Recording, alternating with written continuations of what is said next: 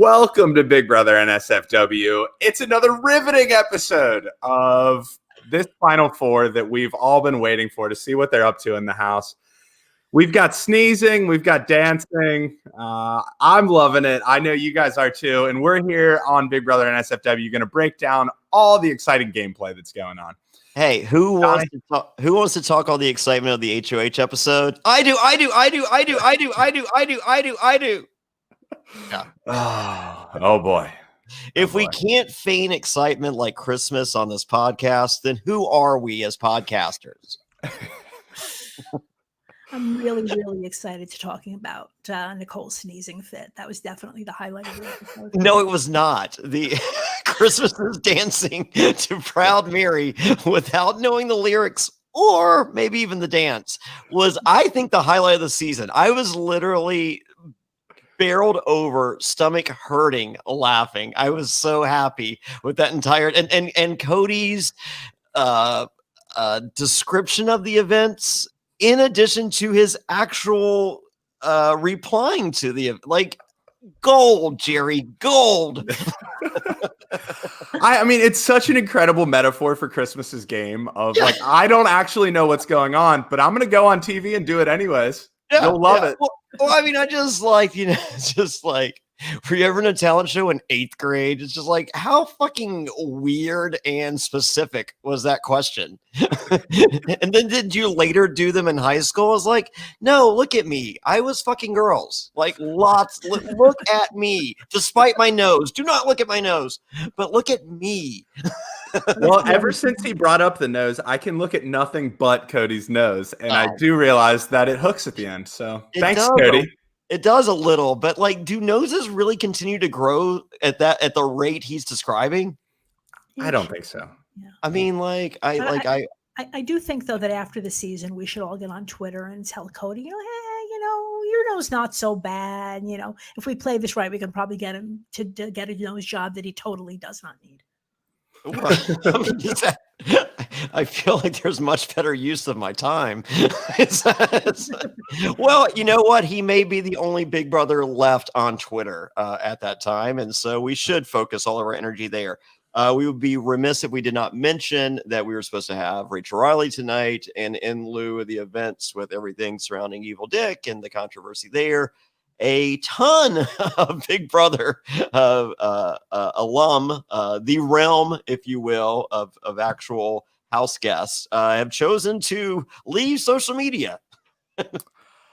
Not shocking. And I'd be remiss if I didn't say, I'm sure no one cares, but complete condemnation from this Big Brother podcast towards Evil Dick's comments. I'm super bummed I don't get to talk to Rachel Riley. That was going to be a highlight of my week.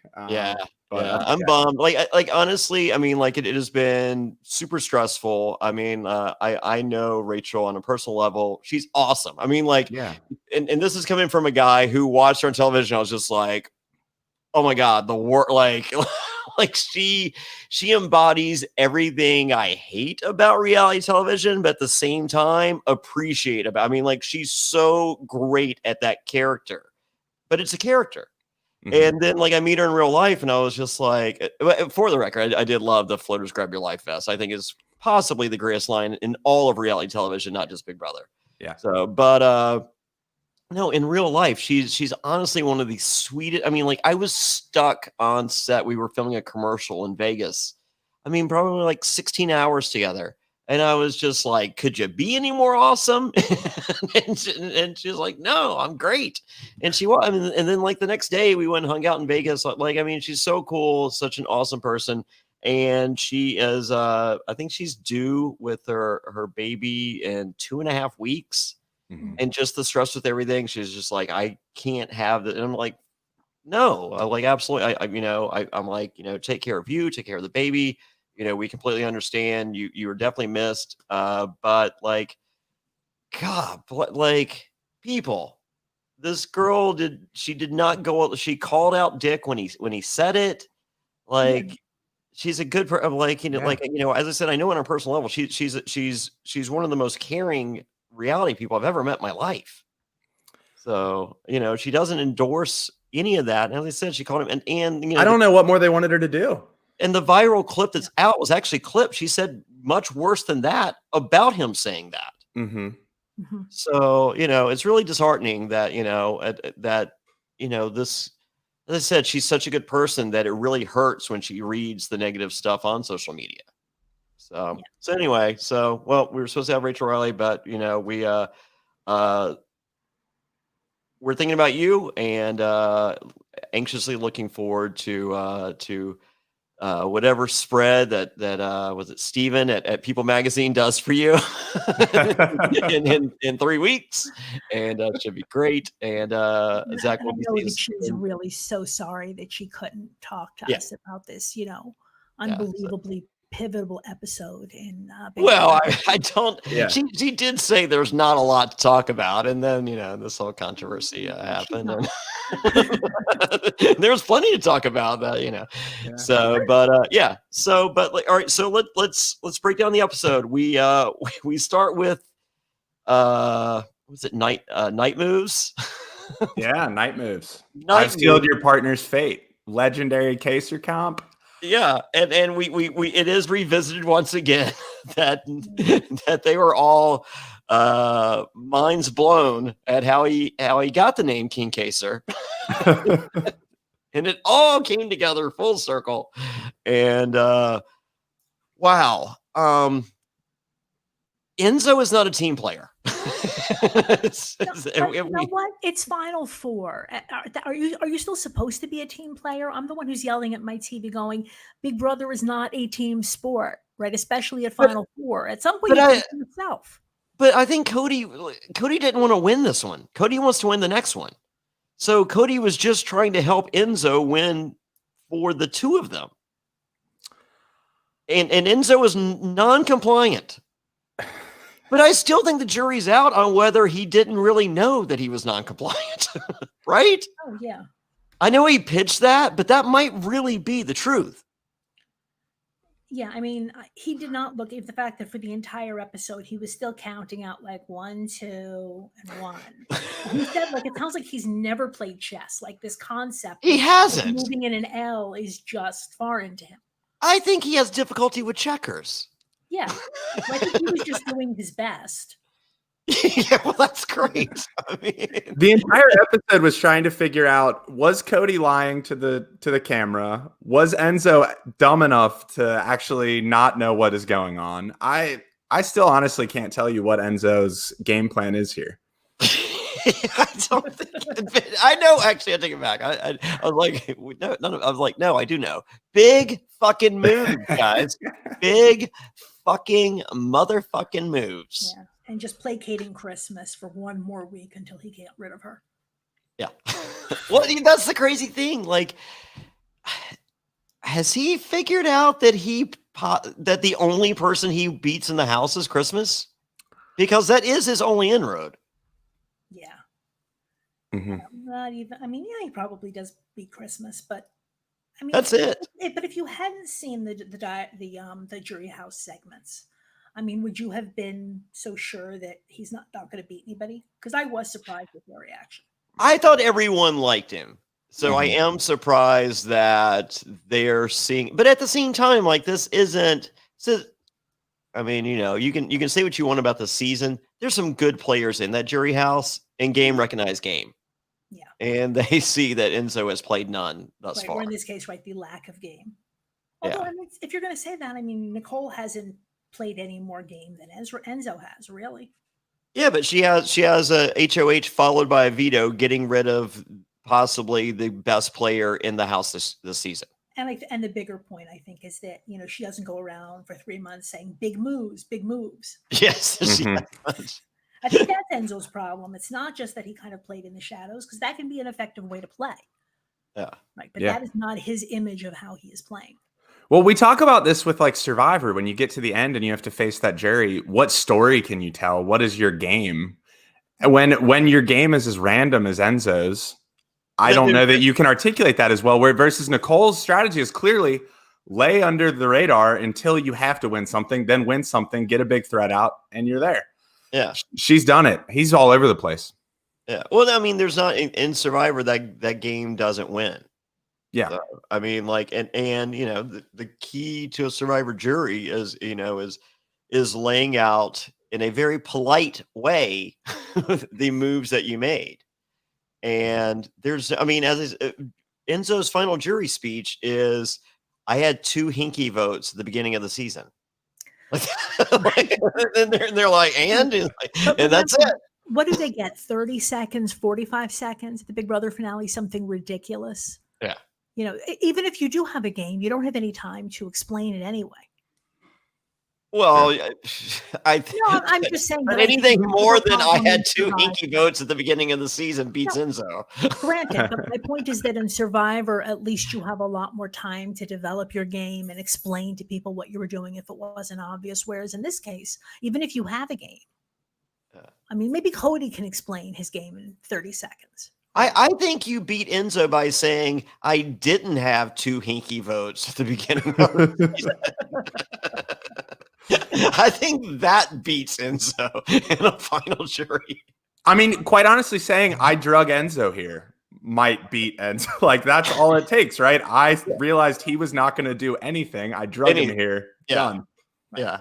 So, and I'm still not sure that Enzo knows he's here. So if you don't tell him, then he doesn't have to waste 45 of your seconds. And it really does sound like, you know, both Enzo and Nicole are going to bring Cody, and they're both going to lose to him. Sounds like it. Yeah. No. Any chance that Nicole and Enzo get in a room together and figure this out? Probably not. I don't think Nicole's trying to hear it. And I just, as it, like, you know, we had Peter Brown last week, and you know, he's a friend of hers, and you know, and we all, once again, I think we were all in agreement, she's a smart player. Yeah. So what is in her head that tells her that Cody is the right move? I mean, like, I understand latching on to Cody and having him bring me to the end, and if that's my only option, that's my only option. But I mean, like, I would like to think that Nicole's saying all that, and then out of nowhere, she wins this final HOH, and she's like, Cody's gone. Like, there's no one beats him, right? Like, you know, like, I can't imagine. Like, I think what we're hearing, I think is she's just saying it across the board, so no one can catch her in something that's different than that. But she's just saying me and Cody at the end, and you know, and in her head, not out loud, not even to the live feeds when no one else is in the room. You know, I think she's saying in her head, she's just like, no one beats Cody, and I too know this, right? I think so. Yeah. I mean, there's no way she can be in solid denial about it. Yeah. I mean, as I said, she's a smart player. Yeah. If I were in that jury house, I would be like, my vote goes to whoever takes Cody out. Sure. And if Nicole takes out both Cody and Memphis, she took out the easily. Like if you want to argue that Cody's better than Memphis, cool. If you want to argue that Memphis is better than Cody, I'm open to either argument. But if you take out both, I think you were the best player in the house. I think that's a fair argument. So do you think then, Johnny, so we're all saying she definitely has to know that as a smart player. Do you think she'll act on it, or do you think she's... I think so. Okay. I think there's a little bit of paranoia with her, and it's a good paranoia. So I think it's one of those deals where she might think production wouldn't mind Cody winning. Like they think that's a good story to tell, and don't alert production otherwise. That would be smart. I mean, the only thing that's in the back of my mind is I wonder how much water she thinks the argument of 2-time winner, I made it to the end, like how much does she think that carries versus what all Cody's done in the house? Like, does she think that's enough to beat him? No, I don't think so. I just think I think she's a really smart player, and a really smart player doesn't take Cody to the end. But you say everything before then so that he believes you. Everyone else hears you saying that. Production isn't putting in Cody's head, you know, do you think Nicole's fucking you? Yeah. Whereas when they're hearing that she's not, they're just like, fuck it, don't even mention it. I also think Cody is smart enough to entertain the fact that, she might turn on him. I don't think it would shock him. I don't think he needs production telling him that, is my point. I think he's going to figure that out by himself. Well, I think Cody's thinking about any possible thing that could fucking happen right now. And I think he thinks he's safest with Nicole of the bunch. And I think he is up until next week or Thursday night at 9 p.m. I hope she gets the chance to cut him. I'd love to see it. Yeah. Even if she doesn't do it, then she sealed her own fate.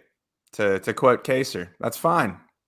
If you choose not to cut him, Cody wins, and that's what we all expected anyways. So you deserve it.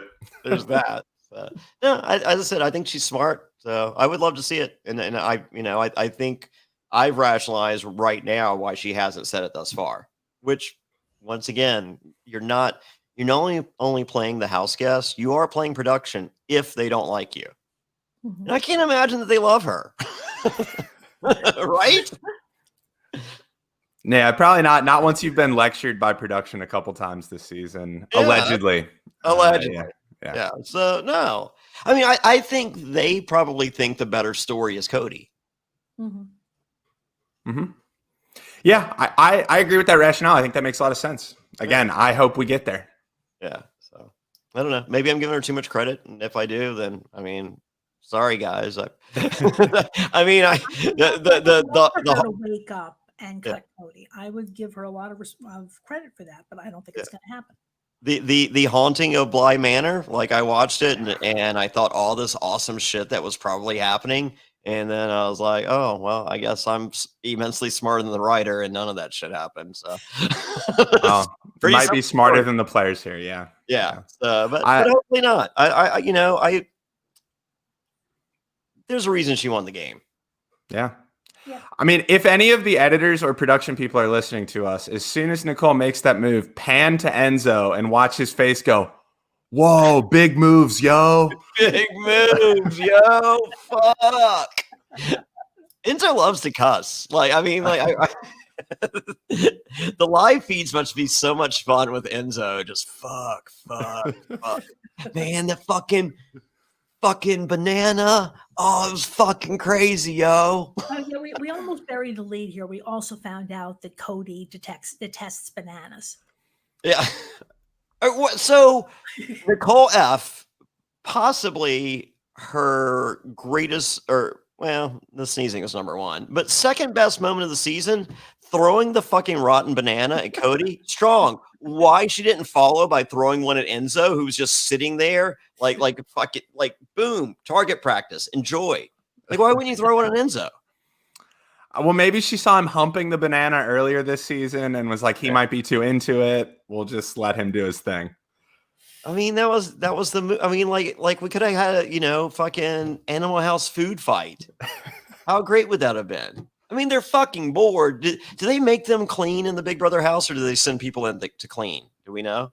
I think they have to clean. I think they have to clean. I think that's why. Fuck that. Like I was on that show Kill Reality, and so we had all these like potato chip sponsors, and the cupboards, like they had no fucking food for us. It was just like, every day, they brought in food or whatever, but like there was no like food in the cupboards, and so it was just all potato chips. I mean, like hundreds of huge bags of potato chips. So like I called my buddy Alex. He's like this like Brazilian jiu-jitsu guy. So him and his girlfriend came over, and I was dating Tanya from the Real World. And so we decided to play potato chip baseball, with a wiffle ball bat, and we just basically you just throw a bag of potato chips, you fucking destroy them with the fucking bat, and then they go everywhere, and then you just run around the kitchen. And we did this with just hundreds of bags of fucking potato chips, and just my buddy's like, so what do you do now? I'm like, just fucking leave it. It's great. Huh? And I'm just like, yeah, it's reality TV. It's the best. And so production purposely didn't fucking clean that shit up. So everyone comes back from filming all night, and they're just like, what the fuck happened? And Jenna Lewis is like, fucking fair play. And they're like, what was and so they're like, what did you do? I'm just like, potato chip baseball. And they're like, what are the rules? And Jenna's like, does it fucking matter what the rules were? We're not playing again. And so Jenna and Stephen Hill, Jenna Lewis from Survivor and Stephen Hill from Real World, they were just like, I cannot go to bed with this plate. So they spent like an hour fucking cleaning up my shit. And I was just like, this is so great. I mean, because like if this were a show in which you were voted off, yeah, that's not the move. That was the first of 2 times someone was cleaning up your shit on Kill Reality. It was the first of 2 times. Actually, no, that was the first of 3. So because I upper deckered Jenna and Steven like the first week, and they found it like the 3rd week. And then Trish from The Bachelor, of course. Yeah. Have you watched James Hewling play Big Brother? That's like Southern Asian James. Oh, yeah. Yeah, I think you would enjoy his gameplay, as he tends to just demolish the kitchen as his strategy. So, oh, sweet. I like it. I like it. Well, as I said, like if this were an elimination style reality show, I might not have done that on Kill Reality. But I was voted out. I did in a show in which you can't get kicked off the show. I indeed got kicked off the show. That's how to do it. There we go. Oh man. So back to Big Brother. Night moves. King Enzo. He gets it. All right, we've watched throughout this season fucking 30-minute competitions for fucking head of household, power veto, all these deals. And we saw our second, you guys want to see my HOH room of the season. They dropped the ball. I mean, like, I guess it's a little monotonous, but at the same time, I would rather that than a fucking 30-minute competition. Do we need a fucking competition with commercial breaks? I mean, a 30-minute competition when the competition probably actually took 8 minutes to play out in real life. Yeah, I would much rather see Enzo's kids wearing Team Enzo shirts and hear about, that's cool. It's character building. Bring it. That's way better than watching a dude do 5-piece puzzles and shit. Get out of here. Yeah, I mean, because I'm sitting there, I'm watching it, and it was a whole, thing. Enzo's just like, I gotta put on the glasses, and for the randomness of Nicole's letter last week that just, obviously code for something, because a human being doesn't use those words. Enzo's brother, possibly the most simple HOH letter. And there's the code was, I don't know if you deciphered it, but Enzo's daughters are going to school remotely. His dad would have been proud, and everybody misses and is rooting for Enzo. Mm-hmm. Yeah. Code deciphered. Well, I mean, normally at this time of the season, they often do speed things up, right? We wouldn't necessarily get 3 episodes on the final 4 week. And we're remembering now why that is, because I'm assuming, and they have nothing else to put on TV. So it's like, sure, just let's, drag this out for as long as possible. Oh, there's usually 2 around this time? Usually, yeah. Zach, don't they start around final 5? Often they speed it up a little bit. Yeah, I think we do have a Friday episode coming up soon, though. So, what is the deal with this Friday episode you speak of? It's the worst fucking thing ever, and they do it every season, and it's always pointless. I think one time Ziggy Marley came out and played some music, and what? Yeah, it's nonsense. Have you ever seen Ziggy Marley in concert? Not live. I've seen him on CBS Big Brother. Oh, I've seen him 3 times now. Okay. Mm-hmm. And the first time I think was at Smoking Grooves, and he was just playing his new shit or his stuff and his new shit, and it's just like, oh, no one wants to hear this. Tomorrow People, sure, but you're the closest thing we got to Bob. Sing some fucking Bob. Yeah. And so then I saw him a couple years later at the 930 Club in DC, and Bob Marley. I mean, I don't even think he did Tomorrow People. It was just Bob. And I was like, hey, that's right. And then the third time I saw him was at this place called Ziggy's in Winston-Salem. And I'd gone with a friend of mine that had brought some weed with him. and he was just like, and the show was sold out. And so there was a tour bus in front of the venue, and we got there early. And my buddy's just like, he goes, let's see if we can get tickets from Ziggy. And I was like, all right. So we knock on the tour bus. My buddy has a pocket full of weed. We knock on the tour bus, and they're like, hey, come on. So we get on the tour bus, and like my buddy gets on first, and like I'm at the door, and this Jamaican guy goes, you got weed? And he was just like, yeah, motherfucker. He was like, kind bud. He was like, yeah. And he was like, you fucked up. You on the wrong bus. DEA, motherfucker. And I fucking leave my boy high and dry. I'm just like, peace, Jimmy. Oh, no. So I go. And my buddy's on the bus for a while. And finally he's just like, Verify, get over here. And so anyway, so I go back, and they were fucking with him. They were not DEA. And so we got tickets, like, you know, they walked us in the side, and fucking we got to meet Ziggy, and he was super cool. So there you go. I'm a big fan. After that, like, fucking scared, because I don't think my buddy ever admitted. I'm more than positive my buddy shit himself. Like, there's no way you do. I mean, like, huge Jamaican guy, DEA, you fucked up, motherfucker. It's just like your life just ended. Yeah, I was making fun of Ziggy Marley for playing the Big Brother backyard. No more. He's awesome. I love it. All right. Well, let's get a quick word from our sponsor, and then come back and break down the last bits of this episode and what happened on the live feeds. This episode is brought to you by Fracture. Fracture turns your digital images into beautiful glass prints. That's right, they print your photos directly on glass, transforming your memories into handcrafted, frameless prints. Like this one. The one behind me, I have the Survivor NSFW logo with me, Matt, and Zach. Oh my God, it's the coolest thing. I'm so excited to have this in my life. Zach, tell us more about Fracture. Yeah, Fracture helps you focus on the moments that matter most by turning your favorite memories into beautiful glass prints like that one. Fracture prints directly on really durable glass that has soft edges for safe handling. The prints come in multiple sizes, and there's no frame required at all to mount it on the wall.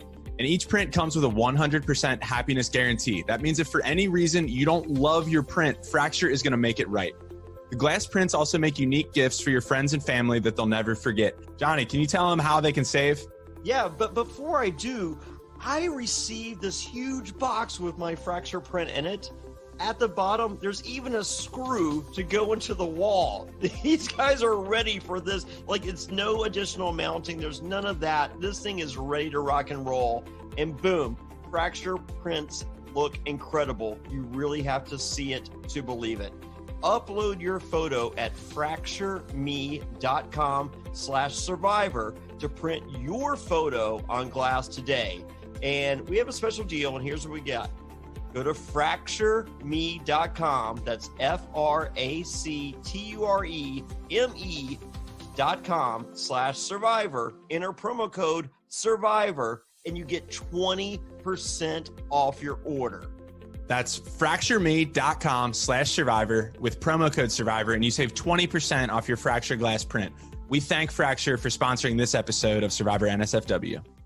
Let's talk about something we could all use more of right now. Sex. Great sex. Now look, I love sex, Zach. I don't know about you. It's my favorite. It's my favorite. And I don't like a little bit of sex. I like a whole lot of sex. And so, guys, now you can increase your performance and get that extra confidence in bed. Listen up, BlueChew.com. That's blue like the color blue. BlueChew brings you the first chewable with the same FDA-approved active ingredients as Viagra and Cialis. Now, you can take them anytime, day or night, even on a full stomach, so you can be ready whenever an opportunity arises. Not only that, BlueChew is made in the USA. It's prescribed online by licensed physicians, so you don't have to go to the doctor or wait in line. It's even cheaper than a pharmacy, and they prepare and ship it right to you in a discreet package. No awkwardness, and you don't even have to leave the house.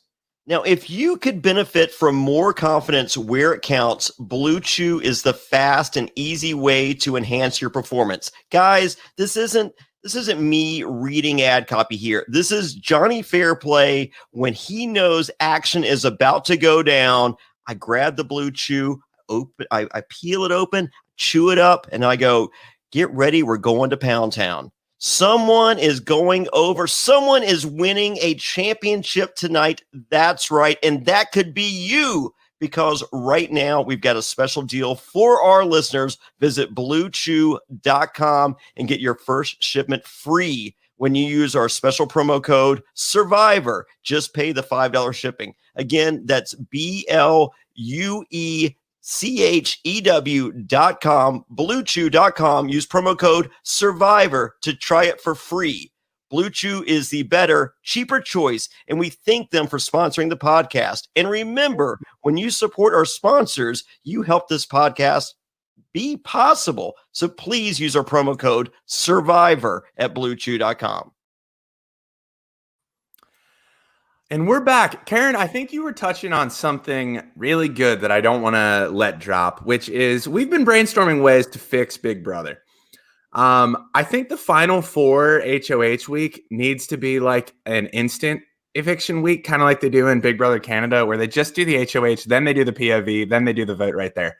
Because this is so drawn out. And I think that is one way to really fix some of the stagnancy and shorten the game. Yeah. I mean, we've talked about this before that, 100 days is 30 days too long. Yeah. And this is one easy way to knock like 7 of them off. Right. I would take 7 going away. Yeah. I did my Dalton Ross Entertainment Weekly interview today. Oh. So get ready for some fun stories, guys. And you guys get mentioned in the article. Oh, nice. Yeah. Thank you. Did you outdo Matt's amazing sex headline? I don't know. Like I can't wait to see.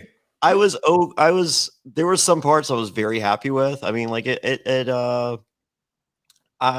think I hit a few emotions during the interview, and I was happy with it, but I wasn't sure if it was good. And so I asked Dalton if it was good, and he goes, "No, it was great." So, that's all awesome. caps. It's going to be great. Yeah. So no, as I said, I like, because most of the questions just like, please give at least an entire sentence. 2 or 3 would be awesome. And I'm, and it's the standard thing he sends, everyone. And so like, I don't think that was necessarily meant for me. Yeah. Like, I think and so, I'm sitting there and like, I'm a paragraph in, I'm just like, all right, I think this is good. So, but I wanted to tell some stories. I want to talk about the podcast. I also want to mention at johnnyfairplay.com, you can get a t-shirt like the one I'm wearing and the one Karen's wearing. And don't forget, with every t-shirt purchase, you get a phone call from me, Johnny Fairplay, thanking you for your purchase. That's johnnyfairplay.com. No H in Johnny. So, but yeah, that is mentioned in the interview, of course. It wouldn't be a Johnny Fairplay interview without it. I felt that it needed to be there. I didn't want to disappoint anyone. That would have been like, Johnny Fairplay, how could you have not plugged your t-shirts? So, and I think I refer to myself as the t-shirt impresario. It's half shtick, half advertisement. It's good. I love it. Where's the shtick? We need to get you in t-shirt cannons, Yes, I would love a t-shirt cannon. In-person live event. Yeah.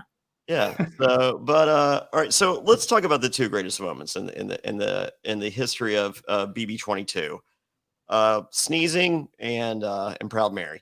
Like the music for the sneeze, the scoring in the background. And the build with the drum. I mean, like the dramatic, whatever, and then the building of the drums. I was just like, are they actually going to show a fucking plane with a banner flying overhead? It's just like, you can't beat Cody. Like I'm just like, holy shit! They've ignored the wall yeller the entire season, but we're actually going to get them showing a fucking plane with a banner, fucking old school. Like, here it is. No. We got 12 sneezes. I didn't count, but Yeah.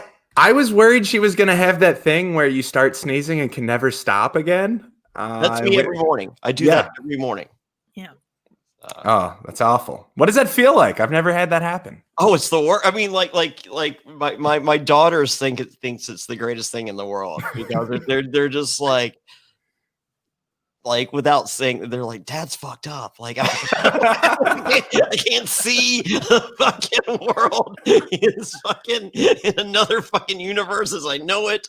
Like there's flashing lights.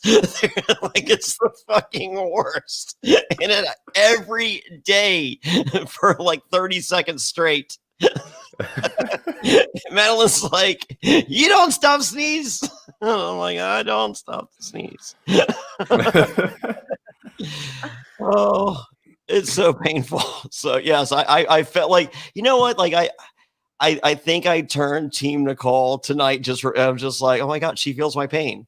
So and I think like, because I don't even know what the triggers are, because like I think I'm allergic to everything. I mean, not like, as I said, not throughout the day. Like, I have allergies and stuff from pollen and stuff like that. Like it's really bad in the South, and so if you can remotely get it in the South, you really get it, because it's just so much pollen stuff.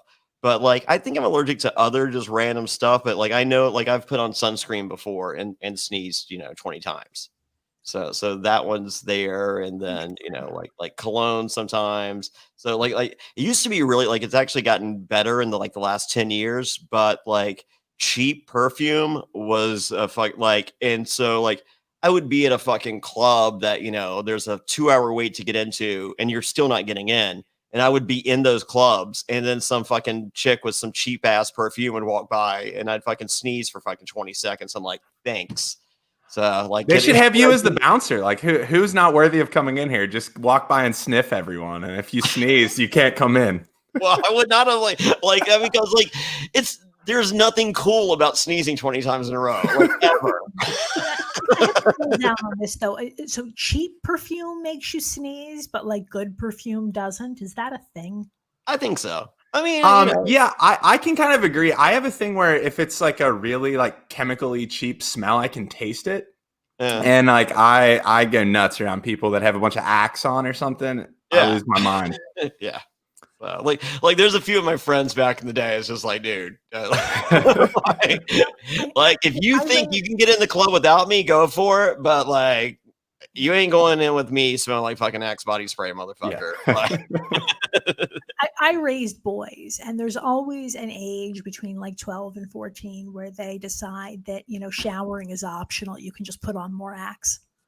But I didn't know girls also wear it. Yeah, see, I got girls. Like Piper discovered perfume like a year ago, and there was like a week where she did like 15 pumps, I think. Are you wearing perfume? Why, yes. How did you know? Like, well, I'm blind. Yeah. Oh, so the sneezing thing, as I said, I think there's now a bond between me and Nicole, which I would not have said, 37 weeks ago when the season began. Mm-hmm. And, but holy moly, like, as I said, that interaction with Cody and Christmas on the talent. I mean, it's that you can tell, like, if you're wondering how bored they are, you literally feel how fucking bored they are in that house. Like, it's just like, and how sick of each other. Like, Cody wanted to murder her. Yeah. Yeah. And you see conversations like this in the house all the time, especially as time goes on. Like you said, everybody's sick of each other, whatever. But but the fact that they're showing it to us on the episode, and I kept thinking, like, okay, there's going to be a payoff, right? She's going to dance to Proud Mary, but no, that never actually happens. No, and I can tell you on Survivor, I mean, like, the Drake tribe on Pearl Islands, my first tribe, we were one of the most dominant tribes in the history of Survivor. And, we're just like, we had to throw a challenge because we couldn't take it. And we're just like, someone has to fucking go. like we're envious of the other tribe by having the ability to trim the fat. Mm-hmm. Like, there's some fat to fucking trim. So, you know, and it could have been Rupert, it could have been Burton. I mean, like it, you know, it's just like I'm playing the second half of this game and the first half of this fucking game. You haven't let me until now. I'm gonna fucking make that happen. Yeah. So yeah, Yeah. these guys are fucking bored. Yeah, I actually have a theory about the editing of this episode. Sure. So I'm a writer. I know how writing works a bit.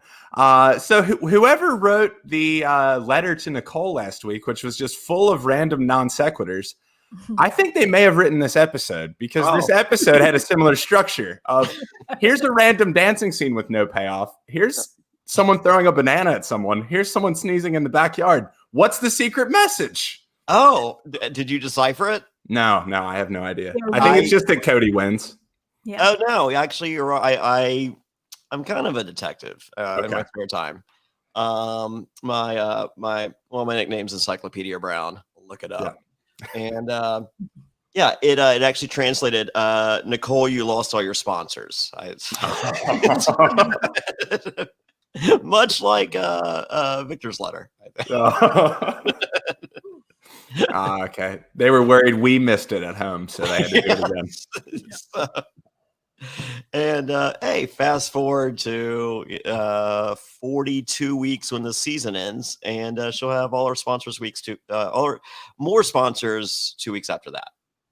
We're all good. The world will return to normal. Yeah. All right. So we see the conversation with Christmas and Enzo in which she's just like, "Hey, you've done nothing in this fucking house, Enzo. Absolutely nothing. You have to be aware of that. I'm telling you this as a friend. Mm-hmm. You have to do something so there you can fucking say something in your final jury speech. Low-hanging fruit right here. He doesn't even have to fucking go home, but you have to put Cody on the block so he can't say in his final jury speech, I was never on the fucking block." Mm-hmm. What rationale can Enzo have in his head for not putting up Cody? I'm not saying he shouldn't have done it, but I guess, I mean, the only thing that comes to mind is that if he did it, then maybe he's concerned that Cody wouldn't take him to the end. What difference does it? I mean, this is so spineless and irredeemable. Yeah. Come up with an explanation.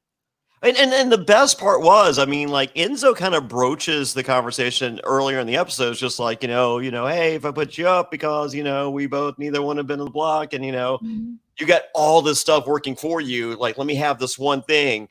And Cody's like looking at it just like, yeah, we'll see about that because I'm just going to keep talking to you and you love to talk, Enzo. So I'm going to keep talking back to you. And if I say it enough, then you'll say it and then you'll do it.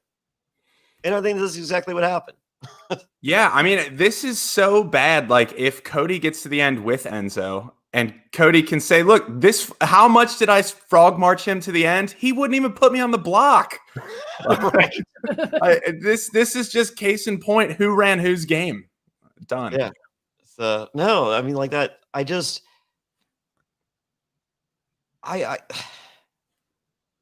Enzo had such an out with this decision. It's just like, hey, just give me this one. You got everything, bro. Like, it's just like, it's the guy in high school that slept with every hot chick. It's just like, bro, can I have the semi-hot chick? Come on. Like, you don't want her. Just let me have that. And he was just like, no, it's okay. You'll probably get her too, so I won't even ask for her. It's just like, what are you doing, Enzo? You're going out by yourself. But I have to ask though, doesn't Christmas know that she's in trouble? Because I'm not so convinced that she does. No, I mean we saw her crying in her final confessional, basically saying it's 3 against 1. That's one, yeah. Yeah, no, I think she knows.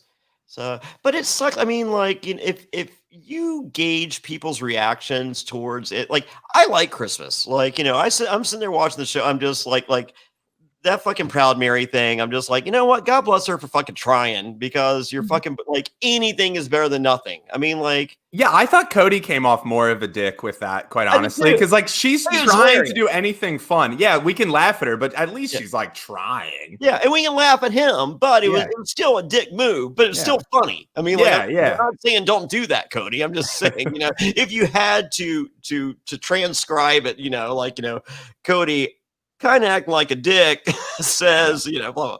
So, but no, I like her. I mean, like, I understand she's aggressive. You know, her conversations generally consist of CrossFit and her diet, and no mention of human emotion or her child. So I get all that. But at the same time, like, I mean, I would like to think that she's just like, look, if I think about my kid 24/7, I'm going to be sad. So I don't want to think about my kid. Like, I mean, like, it sucks, but like, I'm here to play the game. I want to be in that space, and me thinking about my kid at home, you know, like what's her kid, 2 years old? Like, it would crush her if she thought about that. Like, so why? Like, I get putting yourself somewhere else. So, but I also feel that there's a disconnect between the other players and her, because I don't feel like they sense that real emotion, other than, you know, unless it's, you know, Christmas centric, you know, about, you know, the player that is Christmas. Something you said, that you said she's aggressive. I mean, she can be aggressive, but again, this is the whole thing about women. You know, she can. I don't think that she's particularly aggressive. I mean, again, especially compared to other male players in the game. I think, no, I'm just saying perception. I like her, but I can see the perception of aggression. A little bit of aggression rather than, you know, Nicole, who's just happy to sit there and be taken to the end. Yeah. No. I said I like her. Like, if I'm in the house with her, I'm working with Christmas. Mm-hmm.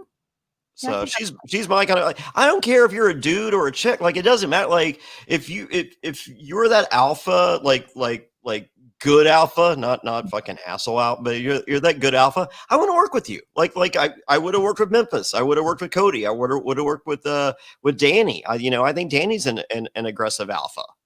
Right.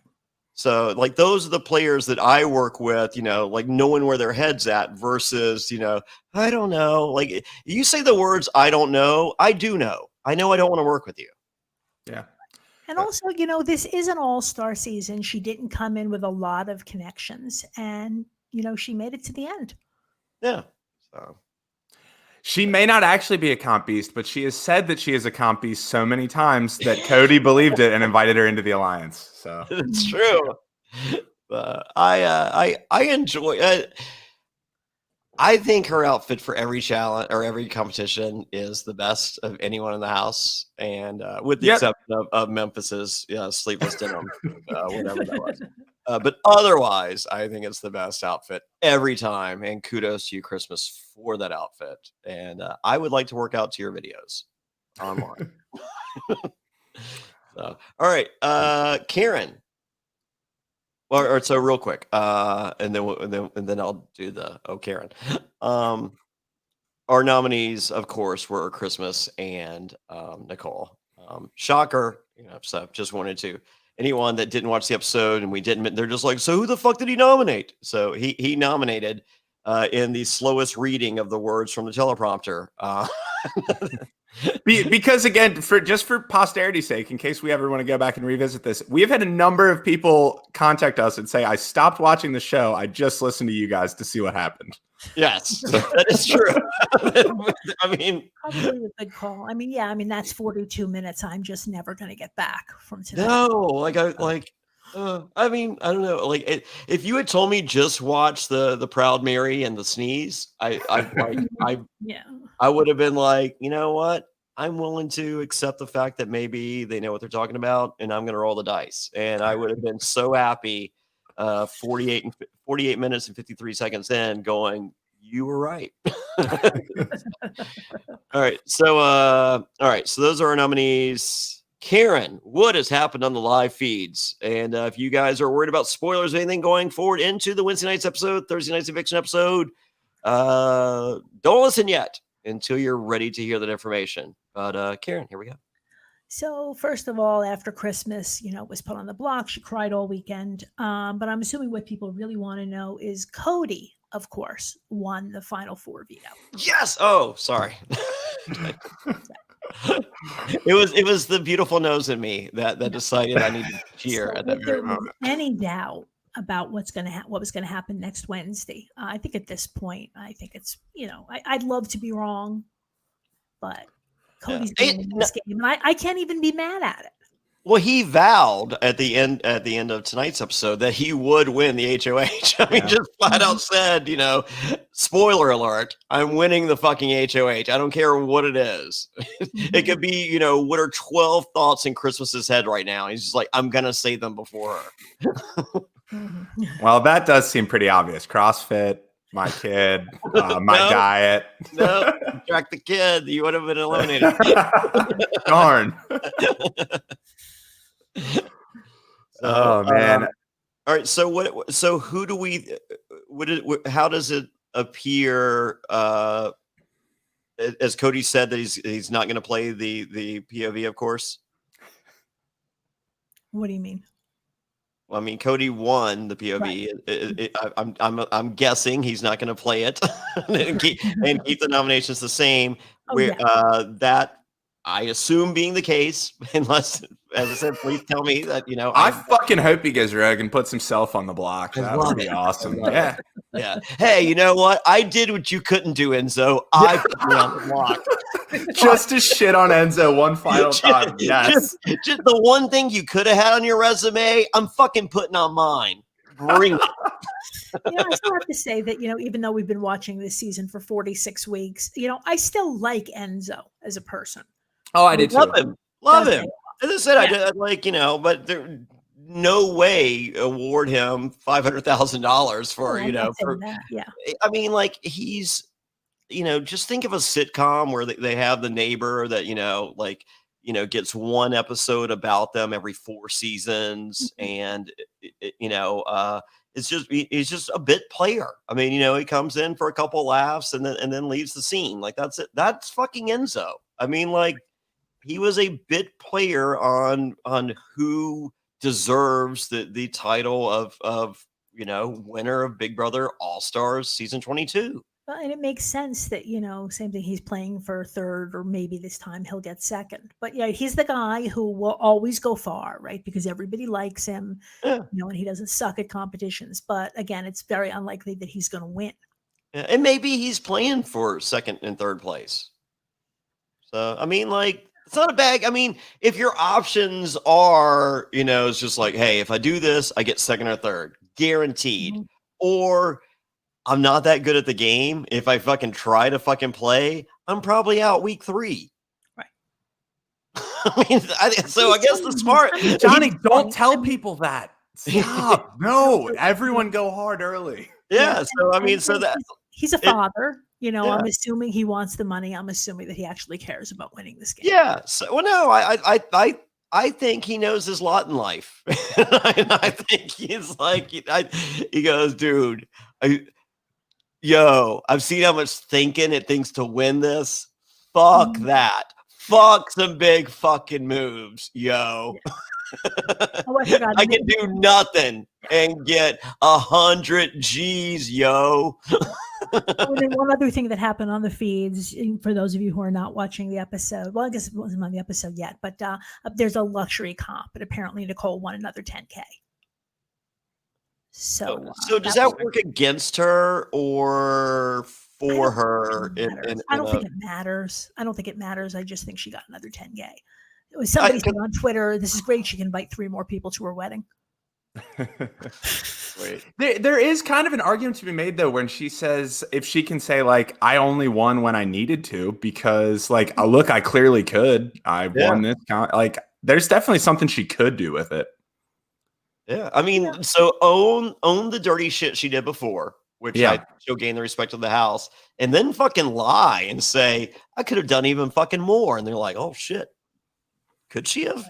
The first part where she has to, take full ownership of what she did before, and again, I don't think that's going to happen. If she were to do that, if she gets the final 2 and she just owns all of it, And especially if she cut Cody to get there. But even if she didn't, I would have a lot of respect for that, because I do think as a winner, Not against Cody. right? But as a winner, getting to the end, It's still not against Cody. I really no, but I don't give you credit for that. No, but I'm saying, but I just don't think she's gonna own her game, and that also in Survivor, if you don't own your game, you've got a very rough time. Yeah, I mean, I don't know. Like Peter felt pretty convinced. He's just like, hey, I know my friend. She won before. She knows the game. She's seen people in the past that didn't. Someone that knows the game isn't going to do that. I don't know. I mean, once again, maybe I'm giving her way too much credit, but like, she's convinced me, Peter's convinced me, and I've kind of convinced myself that she's playing a really good under the radar game with a lot of stuff working against her and doing everything she needs when she needs to do it. She needs to do it. Yeah, agreed. Yeah, I've gone 180 in the last couple of weeks on her. So yeah, 100%. I'd love to see Nicole pull this out and cut Cody and take the win. All right. So what are the live feeds kind of indicating on who's going home on Thursday? It's gonna be Christmas. Christmas, 100%. Like, no. Cody has the only vote. Okay. Cody's wanted Christmas gone for weeks. I mean, I don't think that's even a question. Okay. So that's game, set, match. But another reason why this week is pointless. Just speed this up because it's one person making a decision. But what if Christmas happened to have been in a talent show when she was in 9th grade and then he hasn't heard the story yet? Wow. I mean, they had 70, however many days. They should have gotten it in sooner. Do you think he can live with not knowing if she because she did? I mean, there was a follow-up question too. Were you ever in a talent show in 8th grade?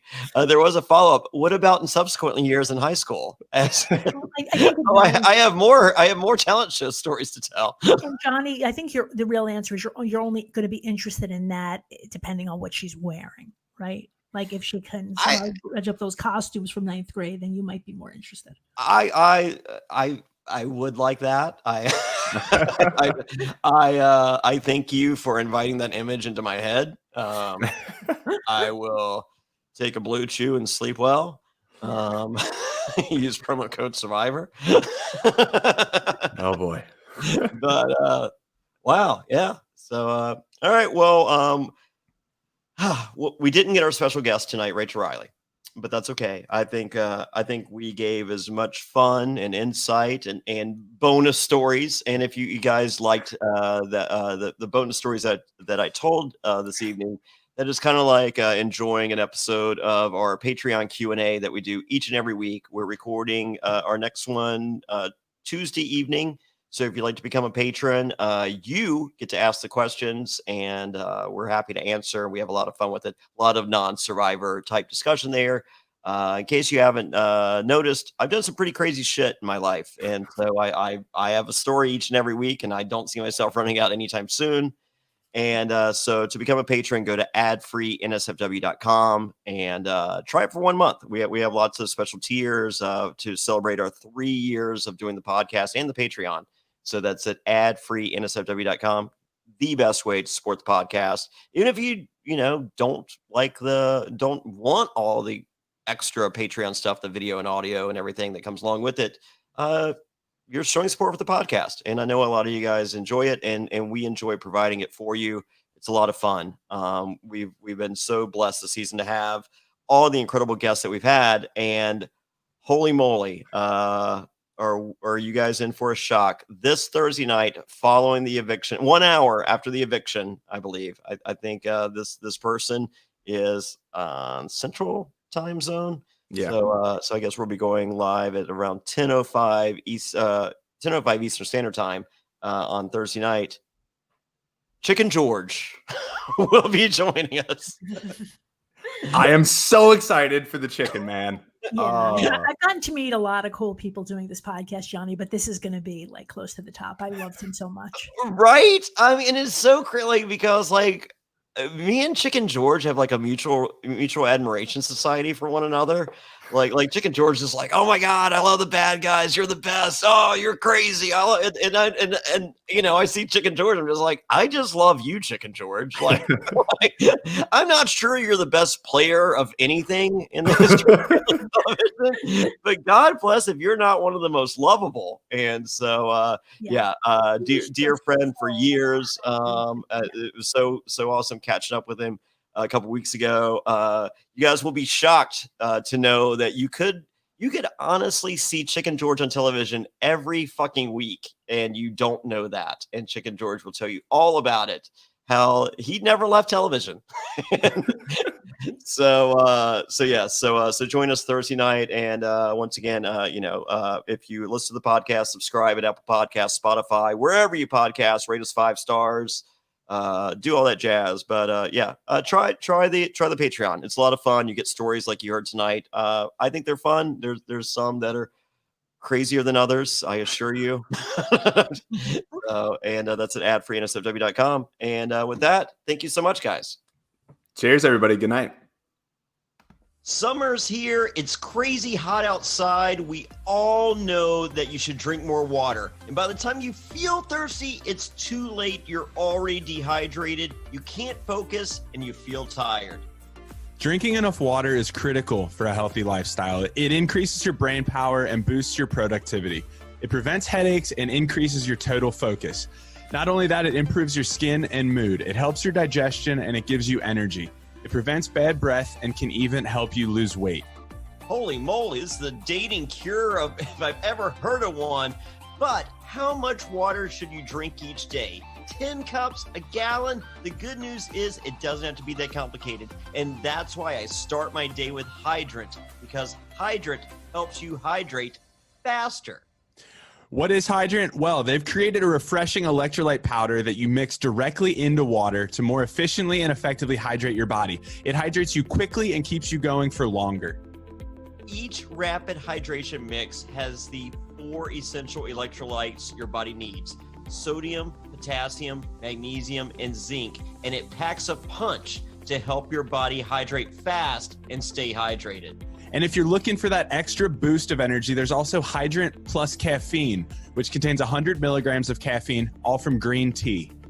And Hydrant is backed by research. The formula was developed by an Oxford scientist. It's also loved by pro athletes like yourself, Johnny Fairplay. Oh yeah, did I mention first place in the men's masters in my last 10K? That's right, thanks to Hydrant. Top performers, celebrities, and thousands of 5-star reviews.